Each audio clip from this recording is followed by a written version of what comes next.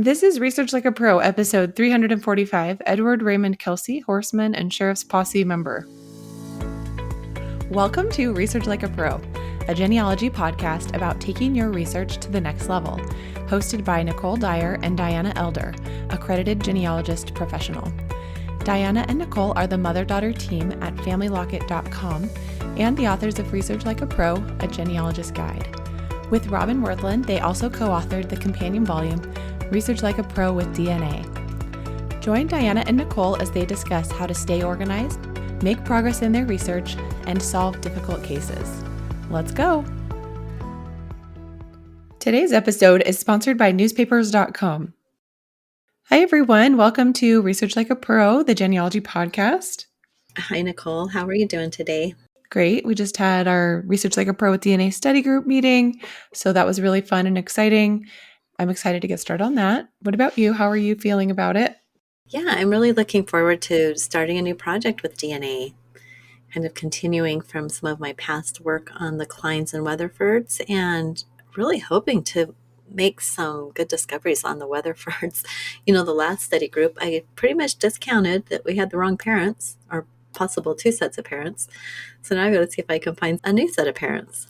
Yeah, that is exciting to have like a little blank in this pedigree now where you can find hopefully the right ancestors. And this has happened to us before where we had someone in a spot on the pedigree and then we realized it was wrong and we had to fill it in with new people. So Right. It's always an adventure. it is. And I love how documentary and DNA evidence can kind of counterbalance and check each other. I do too. That's really the beauty of using DNA with your work. All right. Well, today we have a few announcements. Tomorrow actually is our next Research Like a Pro webinar by Kathy Duncan. And it's about Texas migration patterns and DNA, connecting Lucinda Wright-Rinker to her father. And she's going to share the first two phases of her research with us and what she's currently working on using DNA evidence to continue adding to the body of evidence for her hypothesis. So it should be really fun to learn about that. The next Research Like a Pro study group will be in August of 2025. If you're interested in joining us, we'll start registration this summer. And if you've already done a Research Like a Pro project, perhaps you'd like to join us for the study group as a peer group leader. And you can have free registration if you're a peer group leader. So just email us or apply on our website. Every Monday, we send out a newsletter with our latest blog posts and any news, coupons, and things like that. So if you haven't yet signed up for our newsletter, you should do that. And then upcoming conferences, in just a couple weeks, we have the Roots Tech Conference, which is going to be virtual and in person at Salt Lake City. We will be there in person. We hope to see you there. We will have a booth in the exhibit hall, and we will be giving several lectures. So we look forward to that. Then in May, we have the National Genealogical Society Conference in Louisville, Kentucky, where we will also be in person, but we're not going to do a booth. We're just going to be there and be speaking at the conference and enjoying going to other classes. And we're going to be doing some of our own research on the first day of the conference, where we're taking the research trip to Frankfurt. So I'm really looking forward to this. And if you haven't yet attended an NGS conference, but you feel like you want to take your skills to the next level, you'll find lots of really great classes there, a little bit more intermediate to advanced, some very specific to localities and topics, and just a lot of great information. Well, we are excited to have some in-person conferences. It's always so fun to get together and to see people and present. So we're excited. Let's get going on our topic for the day. We're going to talk today about some research I did. This was for one of my 52 Ancestors blog posts, which I am trying to do weekly. And this was a fun topic. It was a favorite photo. And I think we all have those photos that are so interesting to us and we want to learn a little bit more. Last time I did this challenge, I chose my grandma Kelsey. And so this time I chose her husband, my grandfather, Edward Raymond Kelsey. And it's a fun photo. He's on his horse. And my mother had labeled this as Edward Raymond Kelsey on his horse Pal. And it was 1948. And he was 62 years old. So I thought this would be perfect to learn about Grandpa on Pal. And I decided to start my research by seeing what was written about him. And so my mother, Anna, his daughter, had written his life history. And so I found out where I had uploaded it to Family Search. And this is what she said about his love of horses. From the time he was a young man, he was always interested in horses. He spent many hours at a time in the saddle, carrying out the operation, maintenance, and development of his grassland, and taking care of his livestock. He was a member of the Cassia County Sheriff's Posse for many years. He had a black and white pinto pony named Jim. Jim could do many tricks, such as kneeling on one or two legs, lying down, etc. He also had a horse named Pal and a Palomino horse. He was deeply saddened at the death of Princess, his horse, in the early 60s. After this, he purchased Rusty, a big bone bay, to ride the range to look after the cattle. When Rusty began to shy so much, he purchased a Strawberry Roan. He said one time he wanted to die on his horse. So that was fun to read my mom's little bit of history, and I thought it was so interesting that she named all the horses and talked about each one, so you could see it was really important to my grandfather. Well, Ed rode his horses every day of his life right up until he died in a car accident at the age of 86. And I found online in an article called The Sugar Beet, and the editor had spent the whole day with Ed, and he reported this fun part of the trip. So the editor said, further over in another section of his range, we spotted a white mare, obviously shy and running spooked. Close at her heels, a black foal was matching her run, floating a white tail and stocking feet. The youngster was a mule colt, one hand grabbing at my camera and the other poised at the dashboard as Ed slammed the truck to a stop and vaulted out of the door, his hat waving. She had her colt. By damn, she had her colt. So that was so fun to read that because I could just picture my grandpa saying that. He would have been so excited about seeing this development of his colt and the mare. Oh my goodness. Wow, that's so fun. What a great story. What is the Sugar Beet? Is that a newspaper? It was like a publication. So this is Declo, Burley, Idaho area, Cassia County, Idaho, and lots of farms. And there's a big sugar beet factory there and lots of farmers that raise sugar beets. And so it was a journal and it's still going today. So apparently, this editor was spending the day with my grandfather. That's so cool. So we've got like a quarterly journal, like some kind of agricultural journal, and Grandpa was interviewed basically on site. Yes, that's right. That's right. Well, this is not a subject for this article or this blog post. He had been named the Grassman of the Year for the state of Idaho. So I think maybe it was partly because of that, because he had won this pretty cool thing, this big award. But he was also, just a very interesting individual. Yeah. He definitely seems like an interesting individual. And it's cool because you knew him, but I didn't know him. So I'm learning a lot from you about him.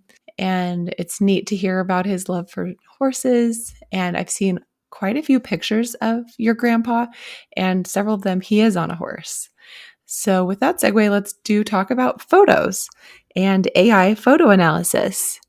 Well, analyzing a favorite photo with artificial intelligence can help us gain insight into details we might have missed the first time we looked at the picture, especially if it's a photo that we've had in our collection for a long time.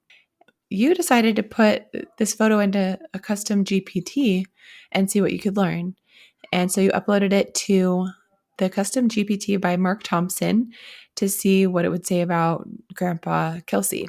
Mark's GPT is called Mark's Historical Photo Analyzer, and it's free to use. You don't need a pro account. Mark had to have a pro account to create and share this custom GPT, but free users can still use it. So sign into ChatGPT and click Explore GPTs and then search for Mark Thompson. And he has already created guidelines and rules and prompts for the AI. So all you need to do when you use it is to upload your photo to the chat and see what the response is. So curious to see what AI could tell me about the photo, I decided to upload it with a simple prompt. And AI's first pass at the photo was fairly generic. It described the setting, clothing, and it was decent analysis. And it ended with the statement, if you have additional family history, documentation, or other photographs, we could refine the interpretation further. So I gave the AI my grandfather's name and additional information. So I said, this is Edward Raymond Kelsey, who was a member of the Burley, Idaho Sheriff's Posse for years. He's shown here with his horse Pal. This was the official uniform for the posse. Then the analysis was a lot better, and it was nicely organized into a table, and it was based on the custom GPT's instructions that Mark had given it. And I thought it had so many good ideas for research. So some of the things that it said, first it talked about the uniform, which was official sheriff's posse attire, which I had told it. But then I loved how it just went on to explain exactly what he was wearing. It says the embroidered shirt, bolo tie, and wide-brimmed hat represent the standard uniform for the Burley Sheriff's Posse, which kind of cracked me up because, yes, that was true, but it was making an assumption there.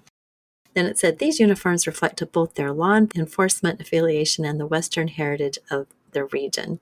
So some other topics that it covered were the symbolism of the uniform, the role in the community, and then it talked about the horse and the horse's tack, which is the saddle blanket and the bridle. And it said those align with the formal appearance of the uniform, emphasizing the ceremonial nature of the posse's public presence.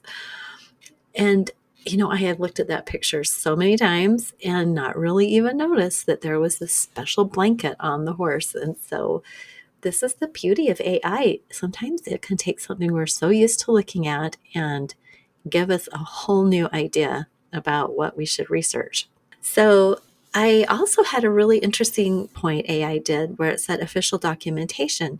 And it said this photo may have been taken to document Edward Raymond Kelsey's service in the posse, either as a personal keepsake or for community records. It could also have been used for promotional materials highlighting the posse's role. So that was great too. I really didn't know why this picture was taken. It just gave me a lot of insights and gave me some different thoughts and points to research. Well, it's a really cool photograph, and this is actually a pretty cool analysis by ChatGPT. So thanks for sharing that.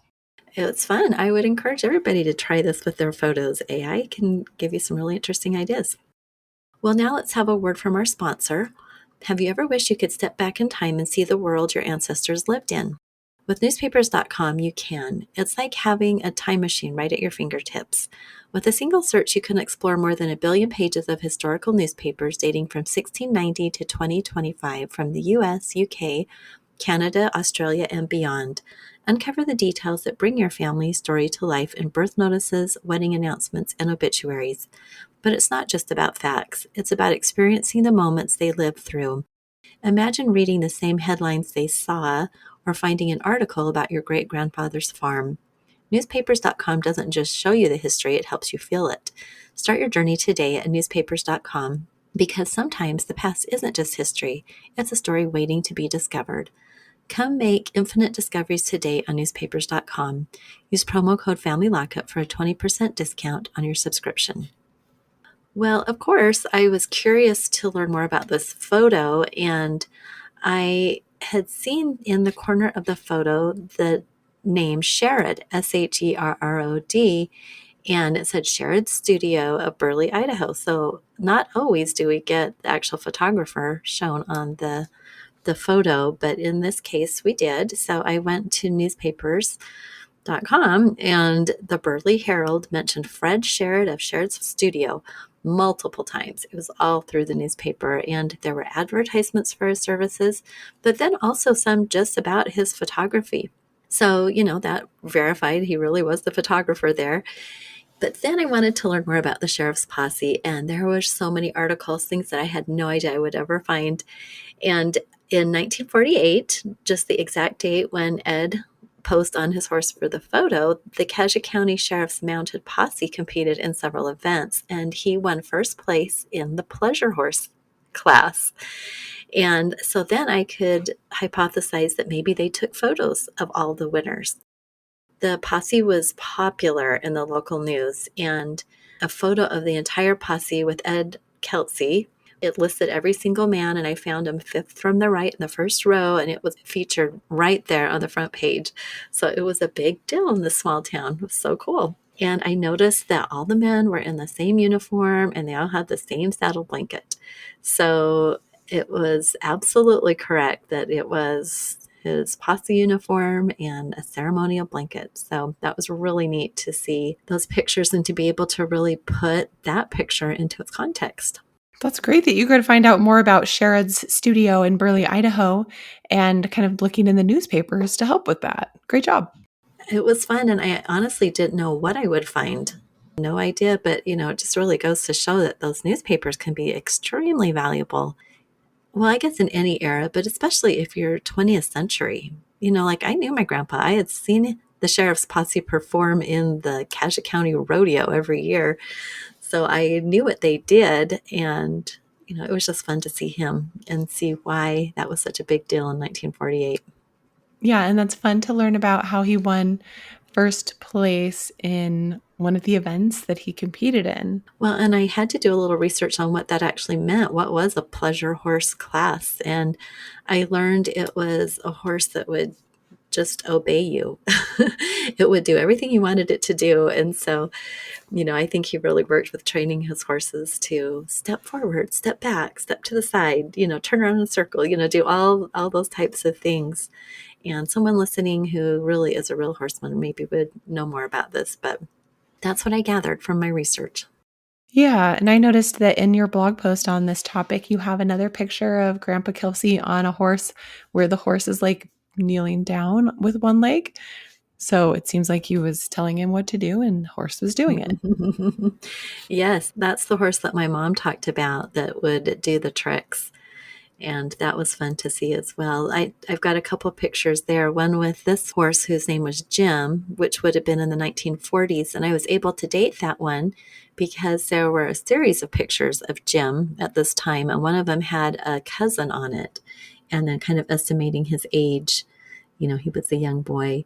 I could pinpoint it to the 1940s. And then the other picture was on Grandpa 20 years later, at least. He died in 1969, 1970-ish. I can't remember exactly.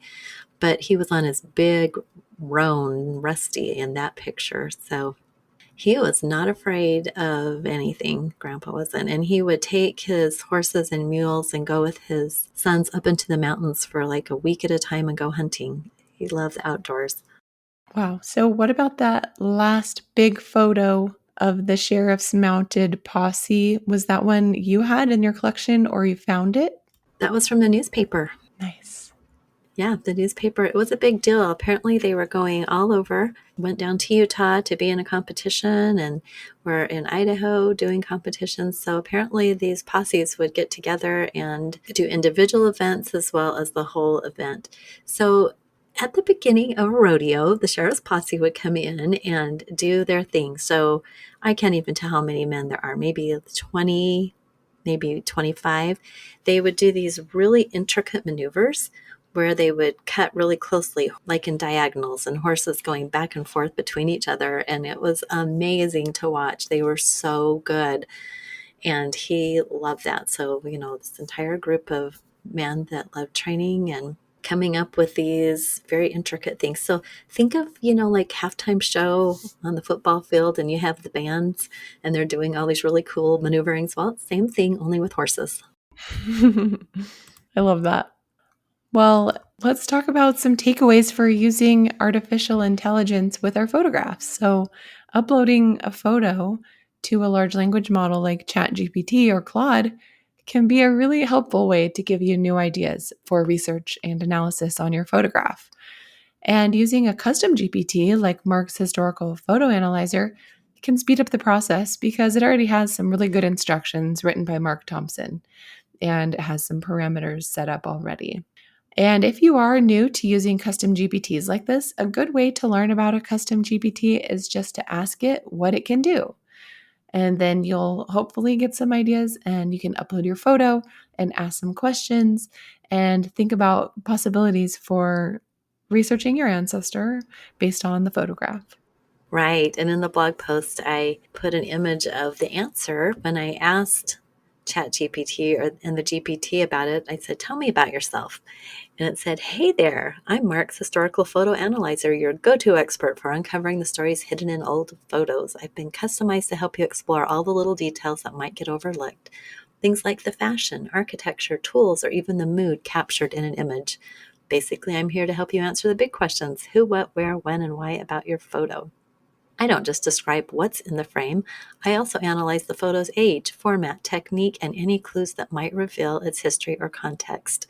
If there's a connection to genealogy, a specific historical period, or a photographer's signature style, I'm ready to dig in. Think of me as your very detailed-oriented detective for the past. What about you? Got a photo or a topic in mind? So I thought that was such a fun description, and it gives us some ideas just even reading that about how to analyze a photo and learn more about an ancestor from it. That's so fun. Well, thank you for sharing that today. It's been interesting and fun to learn about Grandpa Kelsey and your photo research.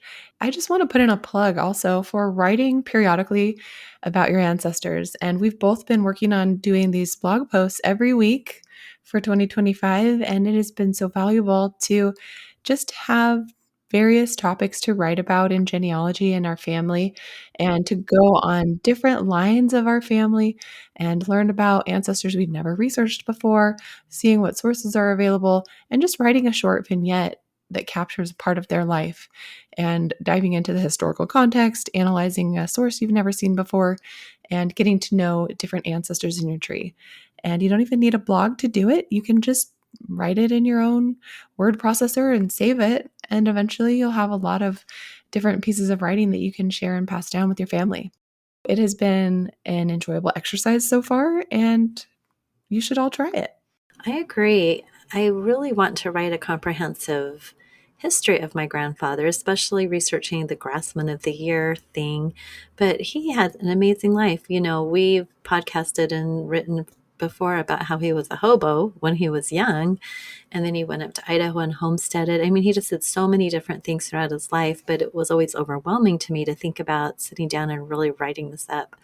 But writing these short blog posts, I'm able to create source citations for like these newspaper articles and, be very specific so that one day I'm hoping to pull all this together into a larger history, and it will be much easier. That's so true. It's really all about doing it in smaller bites. All right, everyone. Well, I hope you have a great week, and we will talk to you again next week. Bye. Bye, everyone. Thank you for listening. We hope that something you heard today will help you make progress in your research. If you want to learn more, purchase our books, Research Like a Pro and Research Like a Pro with DNA on Amazon.com and other booksellers. You can also register for our online courses or study groups of the same names. Learn more at familylocket.com/services. To share your progress and ask questions, join our private Facebook group by sending us your book receipt or joining our courses. To get updates in your email inbox each Monday, subscribe to our newsletter at familylocket.com/newsletter. Please subscribe, rate, and review our podcast. We read each review and are so thankful for them. We hope you'll start now to research like a pro.